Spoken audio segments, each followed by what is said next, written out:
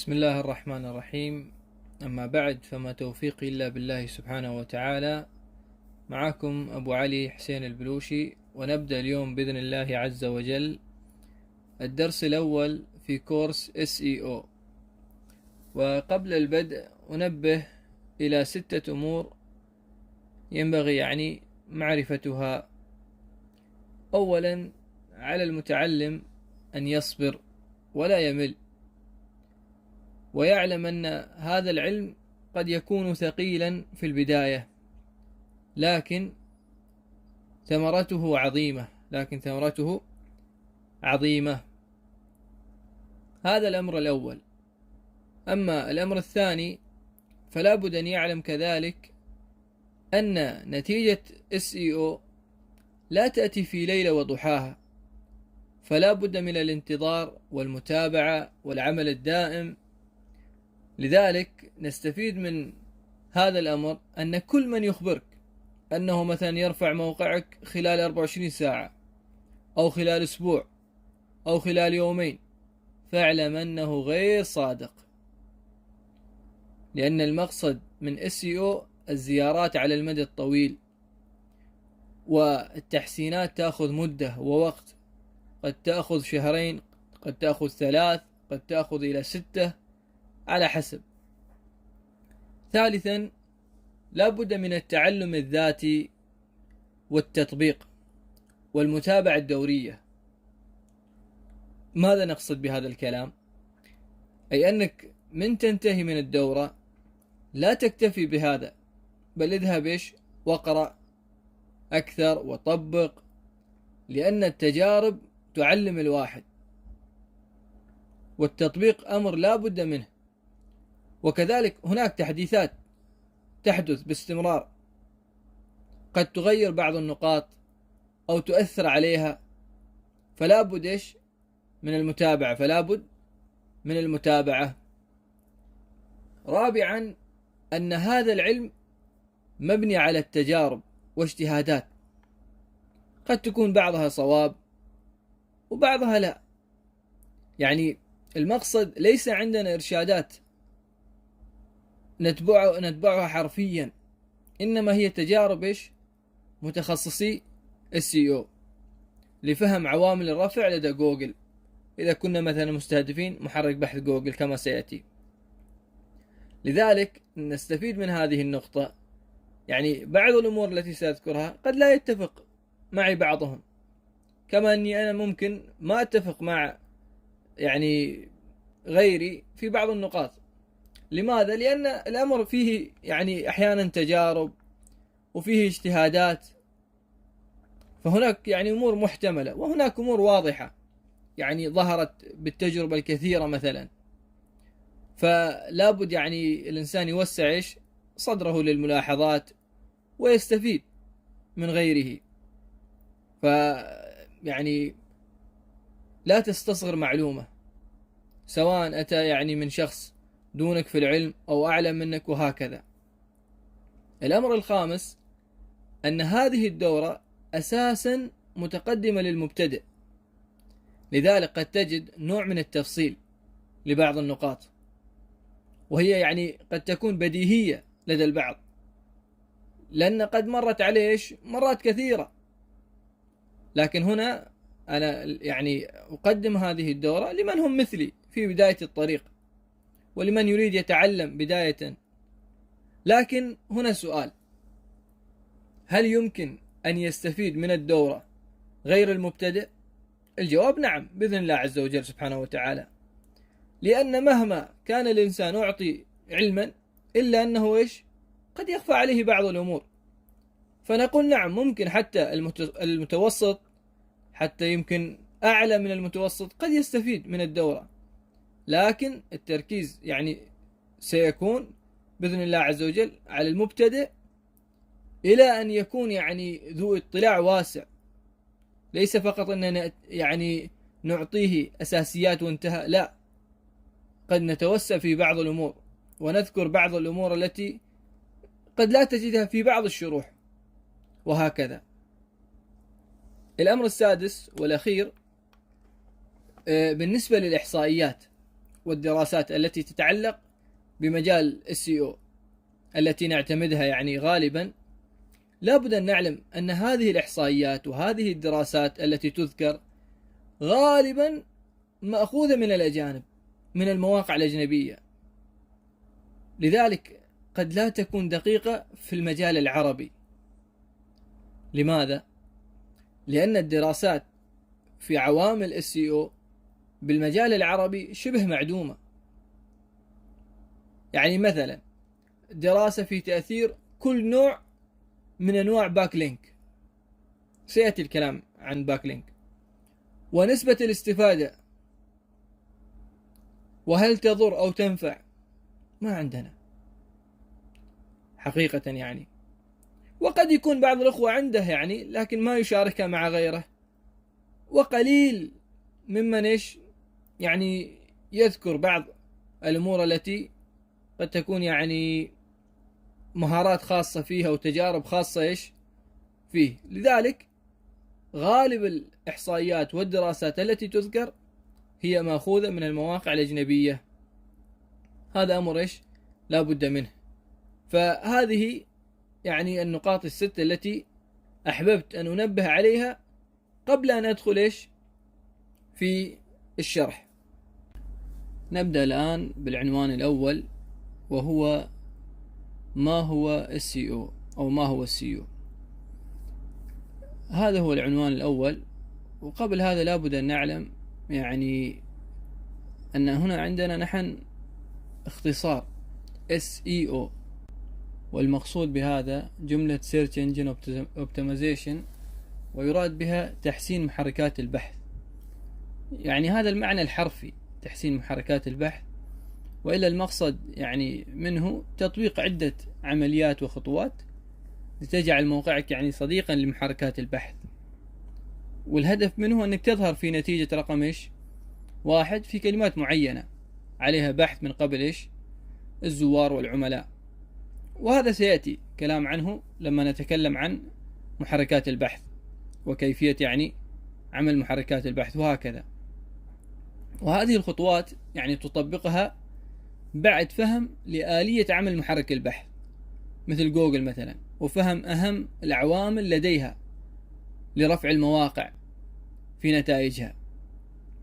والعوامل كثيرة، وبعضها مهمة جدا وبعضها يعني دون ذلك، يعني هي متفاوتة، ليست على نسبة واحدة. هذه العوامل مثل سرعة الموقع، مثلا جودة المحتوى إلى آخره. وسيأتي الكلام عن هذا كله بإذن الله عز وجل. طيب، وبهذه الطريقة أنت تنال يعني زيارات مجانية أو طبيعية، أو مثلا تجد بعضهم يقول عضوية مثلا. المقصود يعني المعنى واحد، وهو أن يدخل الزوار يعني أن يدخل الزوار لموقعك مجانا بدون يعني الدفع. إذن الخلاصة هي ممارسات مبنية على قواعد وعوامل حددها محركات البحث، أو فهمت مع الخبرة على أنها عوامل أساسية لرفع المواقع واحتلالهم الصفحات الأولى. هذا يعني خلاصة معرفة مثلا ما هو SEO إن صح التعبير يعني. طيب، ثم عندنا العنوان الثاني، أهمية SEO.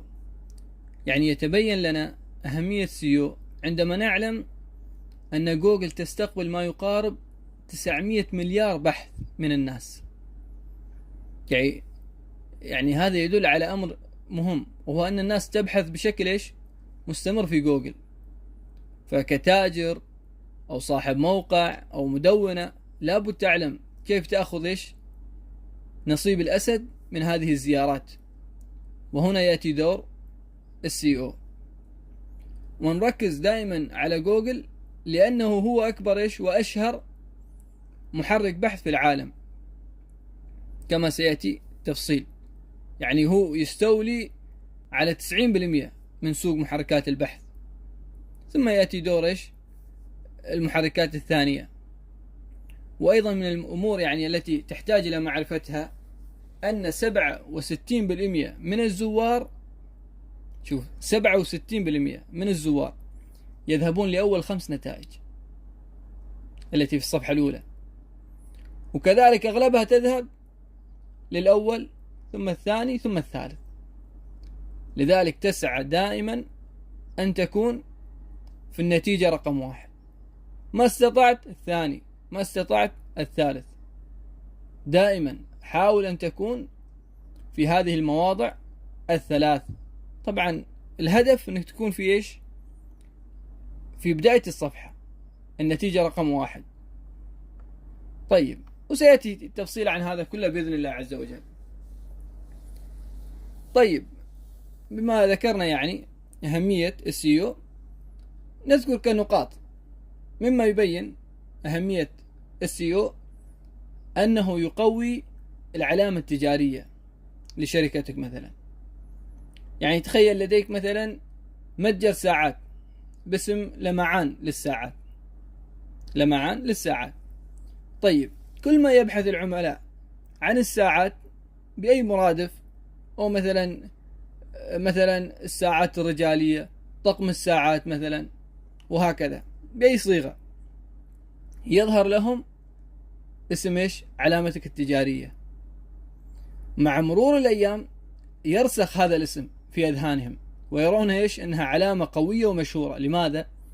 لأن كل ما يبحثون عن كلمة ساعة، ساعة كذا، طقم ساعات، ساعات رجالية، ساعات مثلا هدية، وهكذا، يظهر إيش؟ علامتك التجارية. لماذا؟ لأنك إيش؟ أحسنت في التعامل مع SEO، أو أنك استخدمت SEO بالطريقة الصحيحة على موقعك. إذن عندنا أنه يقوي علامة إيش؟ العلامة التجارية.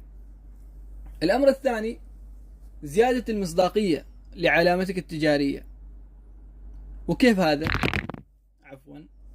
طيب، لأن أغلب الناس يثقون في اختيارات جوجل، لذلك تجد أنهم ما ينتقلون للصفحة الثانية أو الثالثة إلا نادرا، أو في مجالات معينة قد ينتقلون، لكن عموم الناس تثق باختيار جوجل، فما تذهب للصفحة الثانية الثالثة الرابعة، تنظر على طول للصفحة الأولى أول نتيجة. لماذا؟ لأنها تظن أو تعتقد أن جوجل ستقدم لهم ما يريدونه، وجوجل تقدم علامة تجارية ذو مصداقية. فتخيل دائما جوجل يقدمك على إيش؟ غيرك، وتعتمدك، وهكذا. سيترتب على هذا الأمر المصداقية بعلامتك، وهكذا. طيب، إذن عندنا أنه يقوي علامتك التجارية، وعندنا زيادة المصداقية لعلامتك التجارية. الأمر الثالث أنه يدخل في جميع المجالات تقريبا، وفي جميع الدول. يعني الناس إذا تريد تبحث عن شيء، إلى أين تذهب؟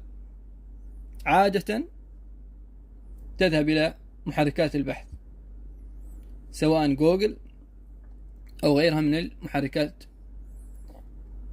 طيب، إذا قلنا الفائدة الثالثة أو الأهمية الثالثة أنه يدخل في جميع المجالات، فلذلك تسعى أنت إيش؟ مثلا إذا كنت مدونة مثلا، تسعى أن تمسك ما استطعت من إيش؟ من الكلمات المفتاحية في عدة مجالات. إذا كنت شركة تستهدف مجالك يعني، وهكذا. طيب، عندنا النقطة الرابعة أنه لا يكلفك شيئا، بخلاف باقي إيش؟ خطط التسويق. وهذا في حالة معينة، إذا أنت كنت إيش؟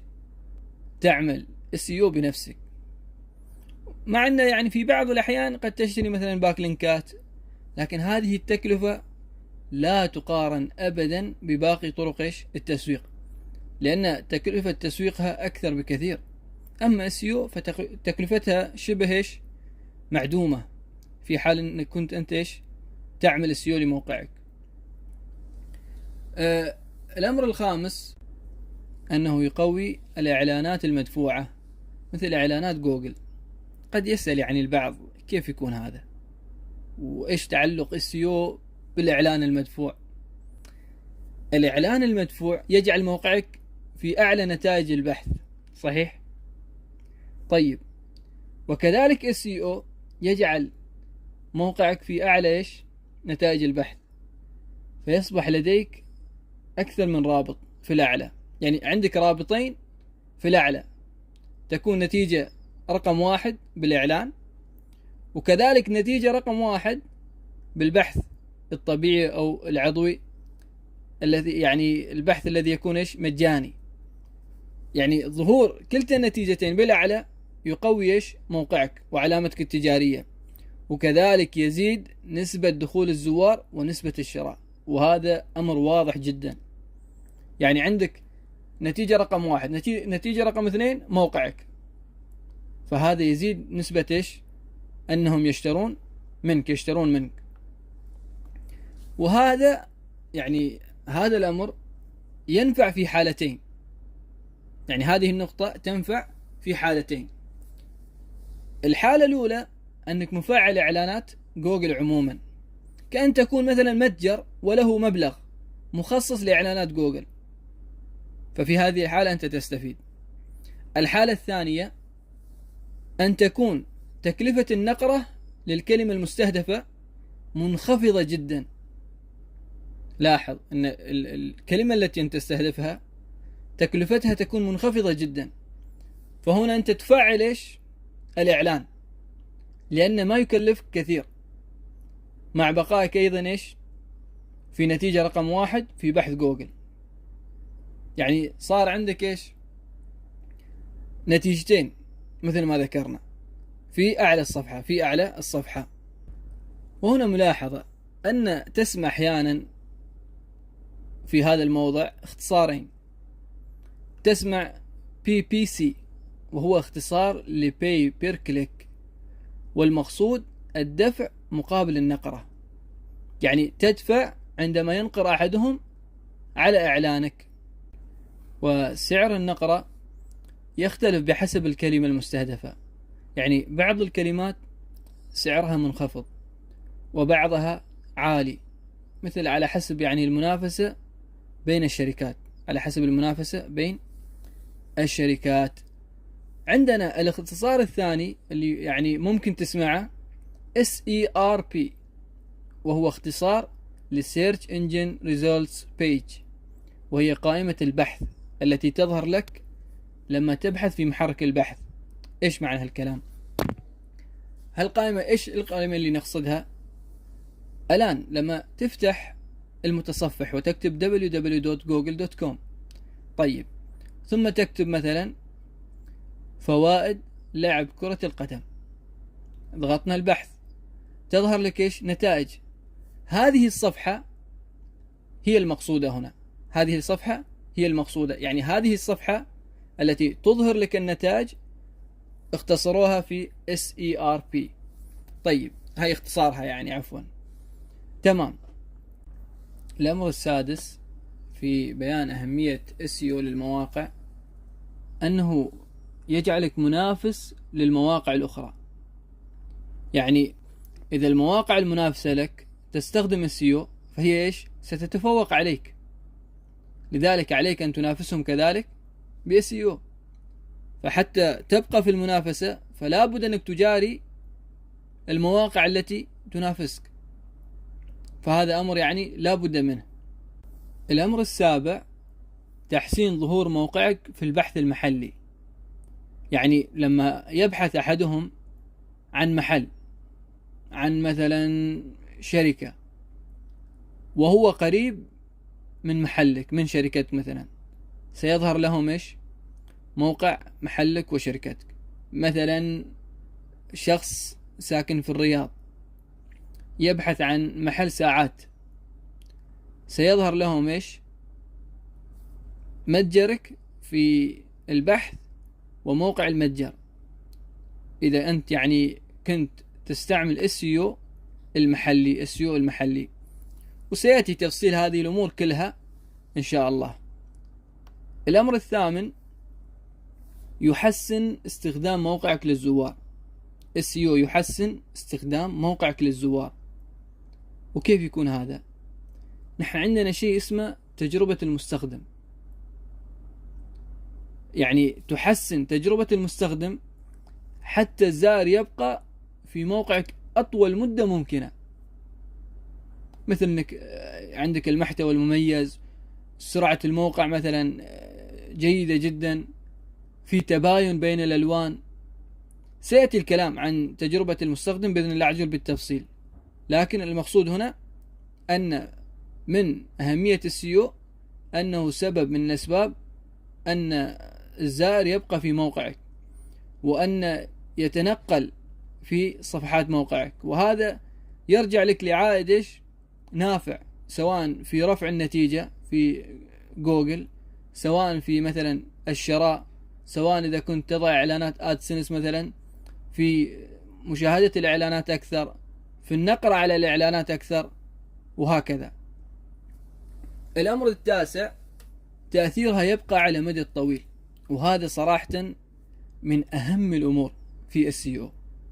يعني تأثير السيو يبقى على المدى الطويل بخلاف باقي طرق التسويق. مثلا إعلانات جوجل، طيب أنت تدفع يظهر الإعلان، من ينتهي المبلغ الذي وضعته تتوقف الإعلانات، انتهى الأمر. أما تحسين السيو الموقع لا، تبقى لفترة طويلة، قد تبقى لسنين، مع متابعة والتحديثات والمستجدات بشكل دوري ما تكلف. يعني أعطيكم مثال، أن إحدى الشركات هي ماسكة كلمات معينة من 10 سنين، تخيل. يعني هم عملوا السيو للموقع ومسكوا مثلا نقول 3 كلمات وعليها بحث عالي، طيب 10 سنين هم لا زالوا في أعلى نتائج البحث في هذه الكلمات، بلا دفع مبلغ بلا أي شيء، والزوار تأتيهم بشكل مستمر. طيب العاشر والأخير، أظني كثرنا يعني من بيان أهمية السيو، لكن هذا أمر لا بد منه حتى أنت يعني تتشجع تتعلم هذا الشيء، تتشجع أنك تنمي مهاراتك في هذا الشيء. لما أنت تعرف أهمية الشيء تسعى له، لكن إذا ما تعرف أهمية الشيء وما فائدة هذا الشيء قد تتهاون، تتكاسل وما تهتم. فلذلك أكثرت من بيان ذكر أهمية السيو حتى يكون دافع كبير لك لتسعى في تعلم هذا العلم، وأن تطبقه على مواقعك أو على مواقع العملاء، وهكذا. طيب آخر نقطة وهي العاشرة أظن، تأثير السيو أقوى من الإعلانات المدفوعة. كيف يعني تأثير سيو أقوى من الإعلانات المدفوعة؟ يعني الناس تثق أكثر في النتيجة الطبيعية أو النتيجة العضوية أكثر من الإعلانات المدفوعة. كيف عرفنا هذا؟ أن نسبة النقر أعلى على النتائج العضوية من الإعلانات المدفوعة. سامحوني التلفون، أنا أسجل على التلفون صراحة، ما متعود على التسجيل، لأن يعني ما أول مرة أعمل فيديو لليوتيوب، عادة يعني أكتب، فقد يكون في الصوت هناك شيء، أو أحيانا تفوتني كلمة أو أقول كلمة بالخطأ، فتجاوزوا عنها. يعني المضمون إن شاء الله يكون مفيد مفيد لكم، وأنا كذلك أستفيد. طيب أكرر الكلام حتى ما ننسى، أن تأثير السيو أقوى من الإعلانات المدفوعة. وقلنا السبب في هذا، أو عفوا عرفنا هذا لأن رأينا أن نسبة النقر على النتائج العضوية أو الطبيعية أكثر من نسبة النقر على إعلانات جوجل، أي هي الإعلانات المدفوعة أقصد، وهكذا.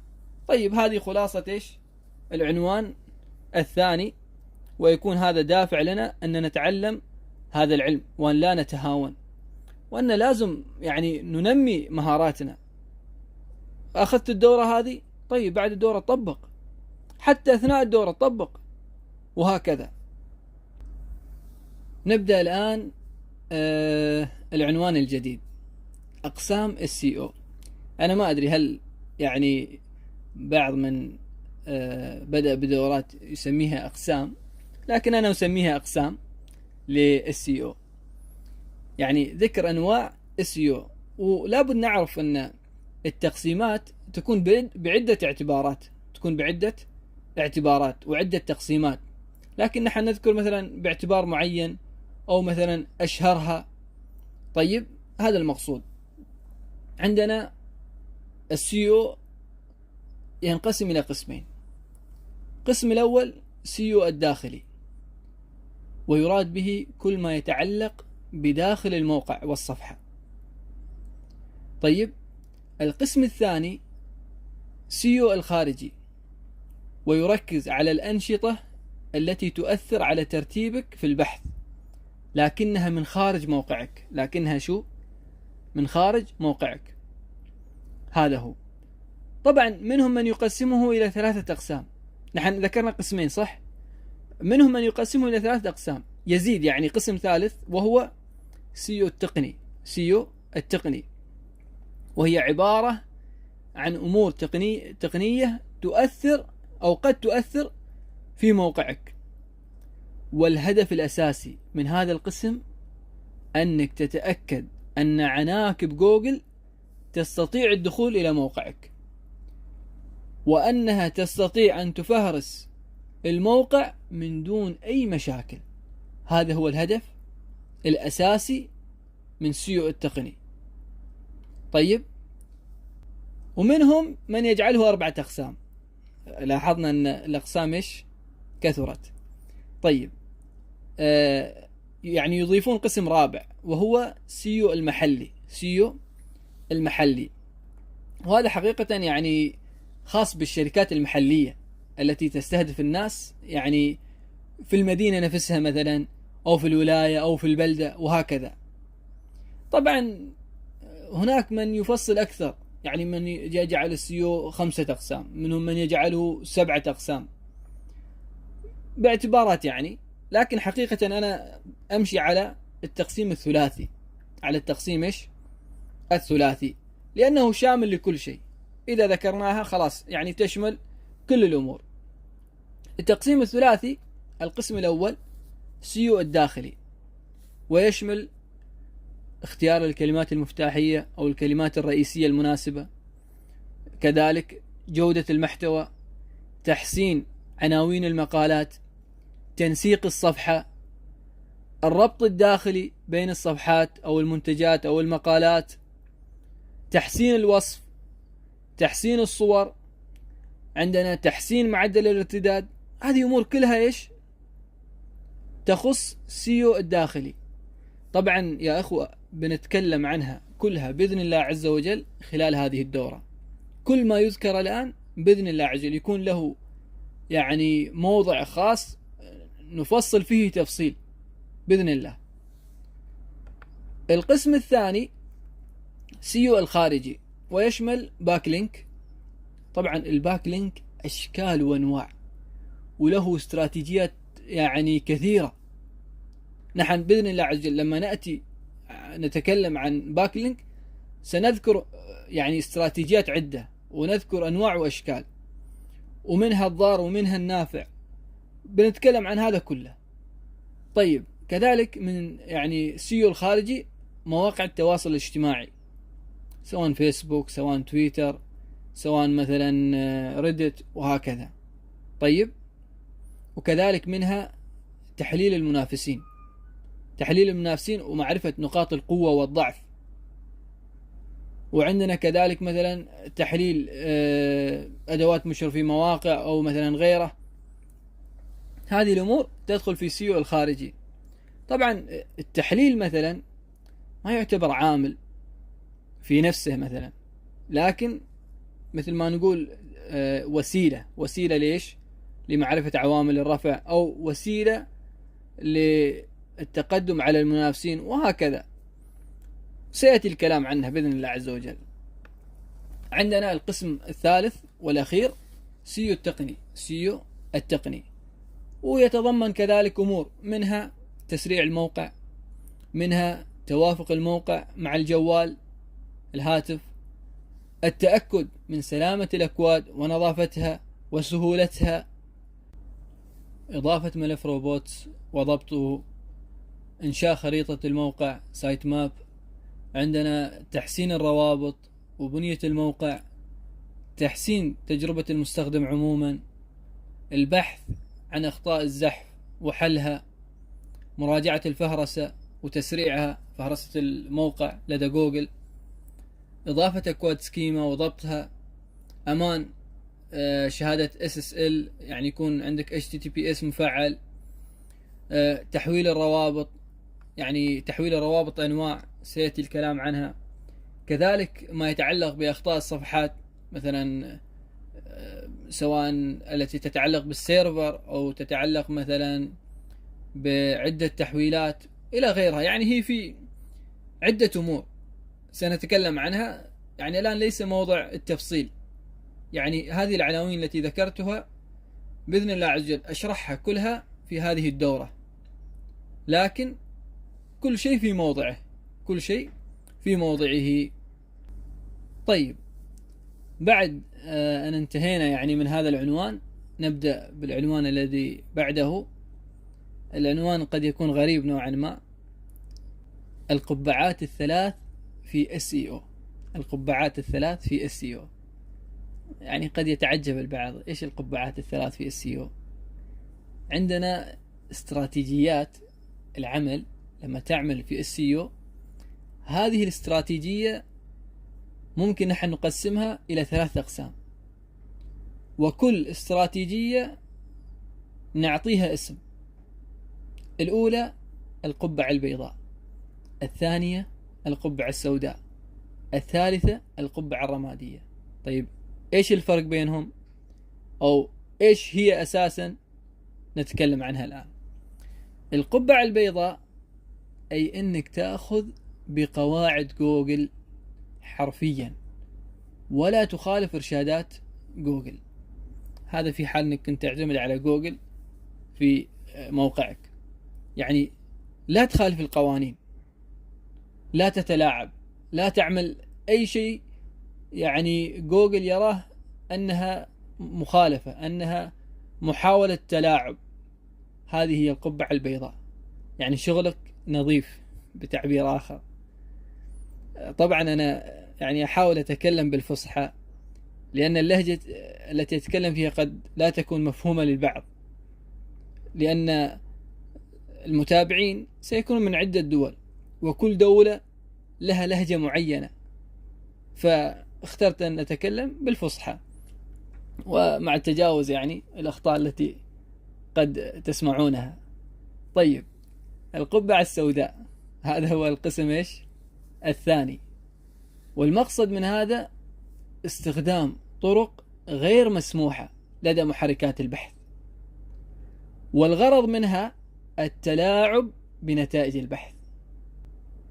وغالبا أصحاب هذه الطرق يعني يعاقبهم جوجل، ومواقعهم تسقط وتنحذف من جوجل، يعني من نتائج البحث عموما. لذلك إذا لم يكن الموقع لك بل كان الموقع للعميل، يعني أنت كمختص SEO تعمل عند عميل معين، ما أنصحك أبدا استعمال بلاك هات SEO أو القبعة SEO قبعة السوداء. لماذا؟ لأنه ممكن تحدث ضرر كبير على موقع الزبون أو العميل. يعني القبعة السوداء نتائجها سريعة سبحان الله، لأن هناك تلاعب، لكن لمدة معينة فقط، ثم تعاقب وتختفي،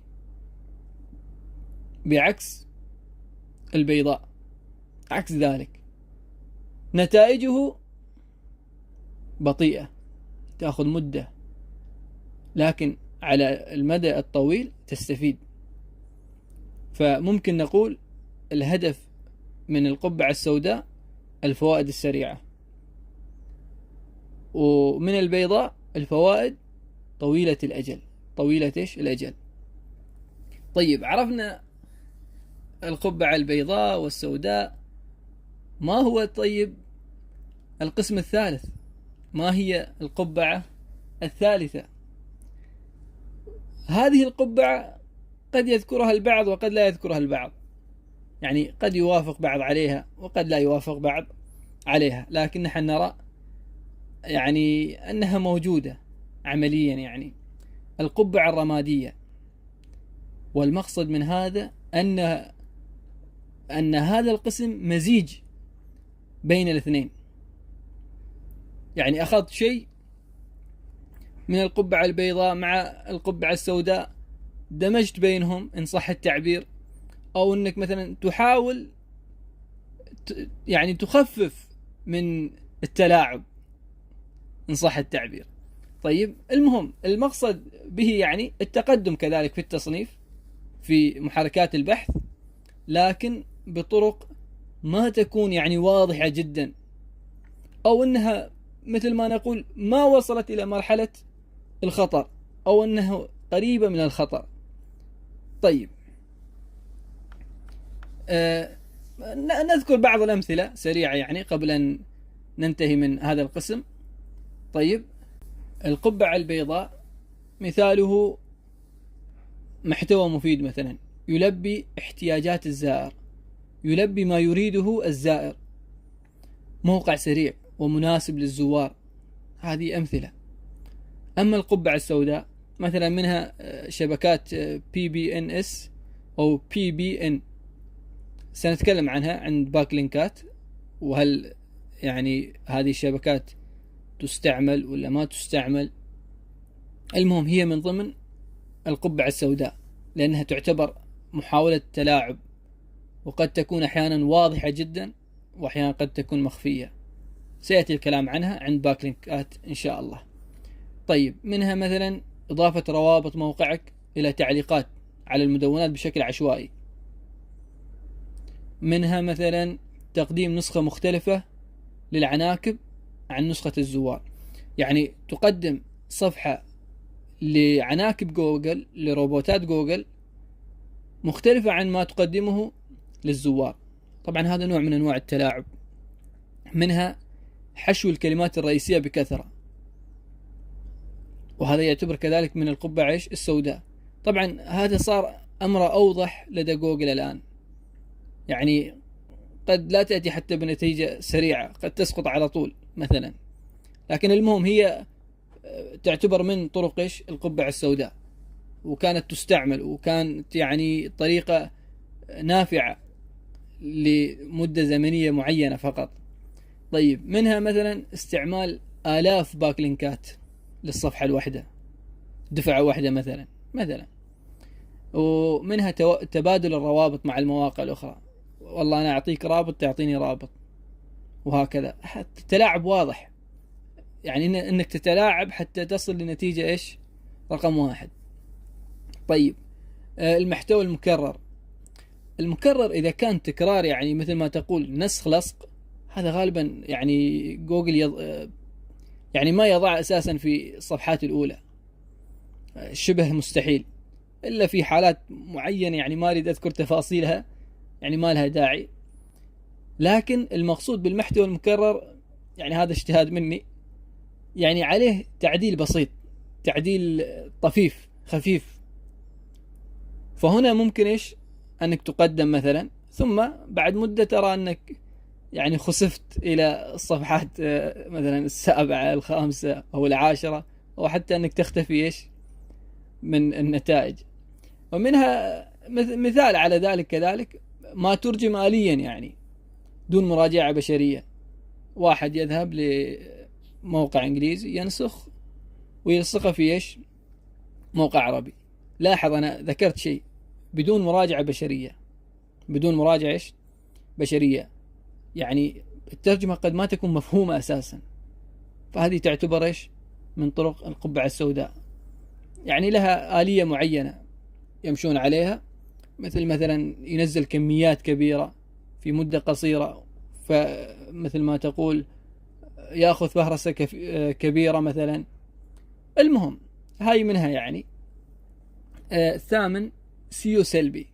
سيو سلبي حقيقة يعني هي قبعة سوداء، يعني ما كنت أقول يعني هي إضرار، لكن هي بالنهاية القبعة السوداء. كيف القبعة السوداء؟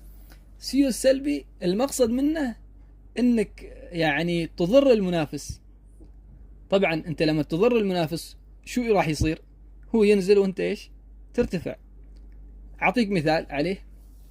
واحد راح عمل سبام، باكلينك سبام، زين، على شو اسمه، على موقع المنافس. لما جاء جوجل ورأى موقع المنافس وانه في تلاعب ظاهر لجوجل، اسقطه، ووقعت نتائجه بشكل يعني كبير جدا. طبعا المنافس راح ايش؟ بالاعلى، وهو الذي ايش؟ بدأ يمسك. هذا مثال. وطبعا ما يجوز، وامر محرم، انك تضر بالناس وغير، هذا امر غير اخلاقي يعني، حتى سبحان الله اخلاقيا يعني ابدا ما يليق او ما يليق. طيب، القبعة الرمادية امثلة عليها قد تكون صعبة. ليش قد تكون صعبة احيانا؟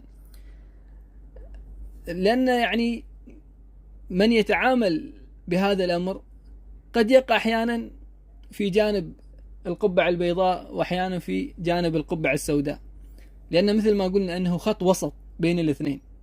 لكن نحن نذكر بعض الامثلة قد تكون يعني صحيحة. المثال الاول: المحتوى المترجم آليا مع مراجعة بشرية. لاحظوا في القبعة السوداء قلنا ايش؟ بدون مراجعة بشرية.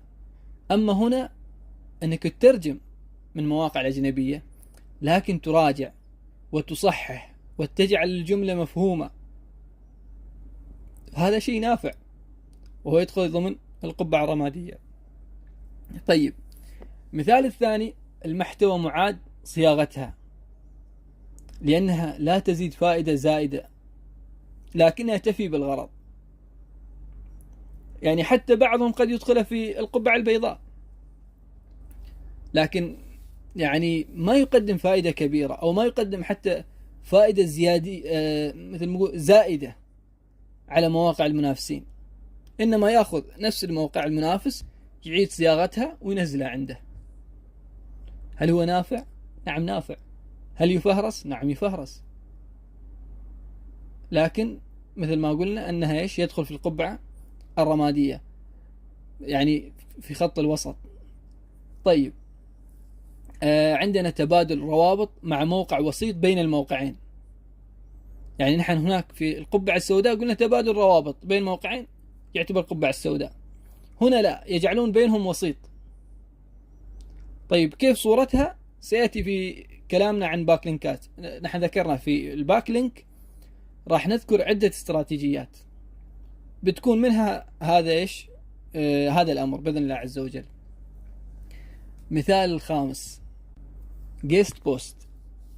جيست بوست بعضهم قد يدخلها في البيضاء، وبعضهم قد يدخلها في السوداء، لأنك أنت تطلب من أحد يعطيك رابط مقابل مبلغ، وهذا ممنوع في جوجل أو لدى جوجل.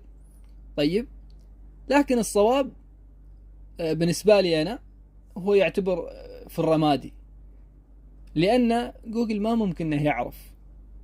يعني جوجل بالنهاية يعني هي شركة لها خوارزمياتها، لها آلاتها، لكن ليس يعني أمر أن ما يمكن أبدا أن تتجاوزه، لا ممكن.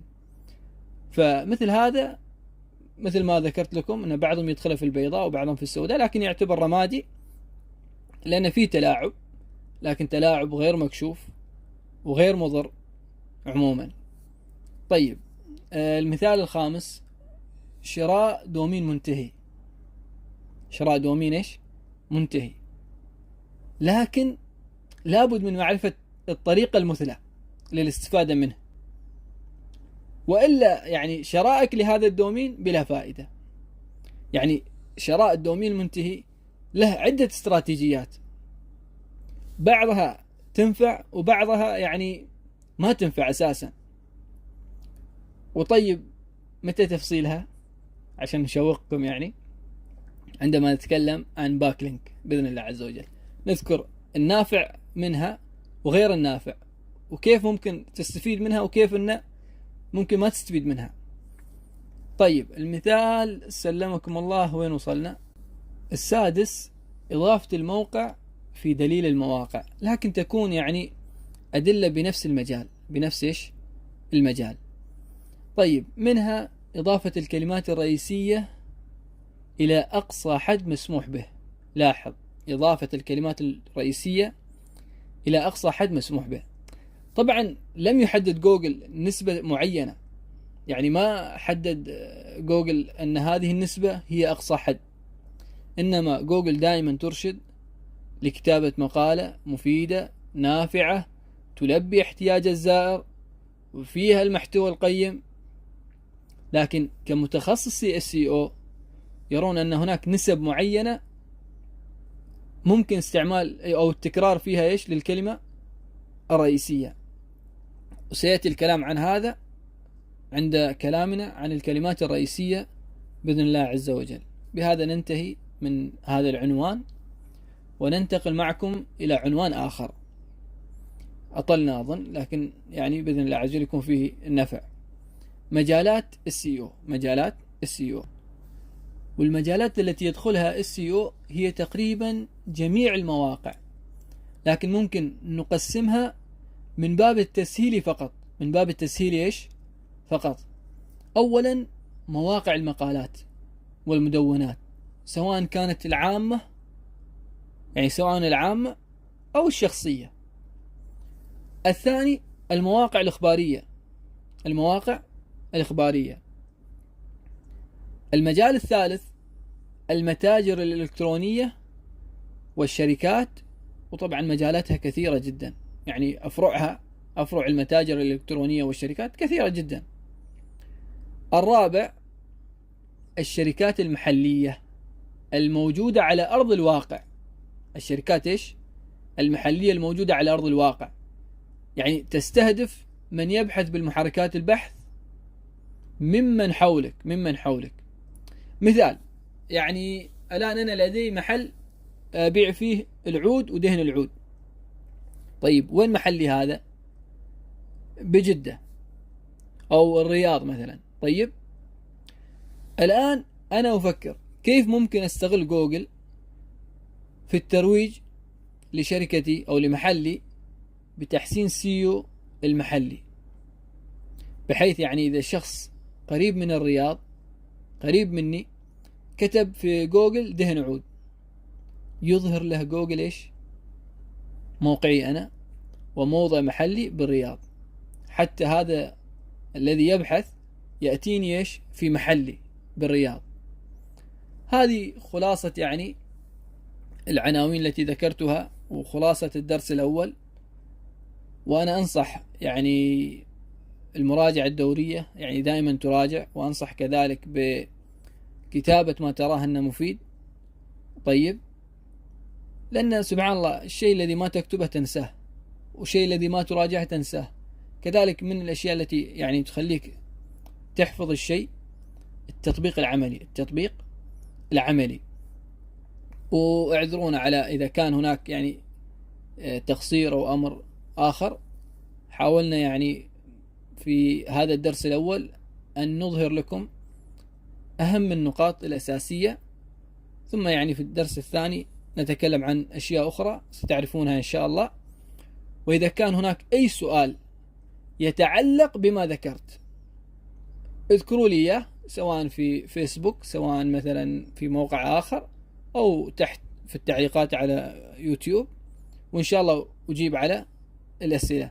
لكن مثل ما ذكرت يا أخوة، ما يتعلق بالدرس الأول. أما ما سيأتي لا تسألني عن استراتيجية باكلينك مثلا، لأنه سيأتي.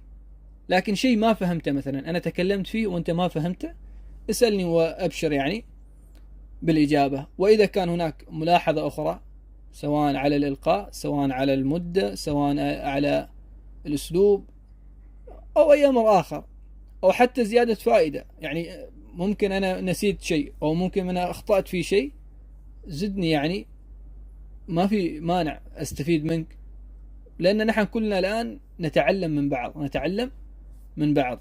وشكرا لكم، والحمد لله رب العالمين، وصلى الله على نبينا محمد وعلى آله وصحبه أجمعين.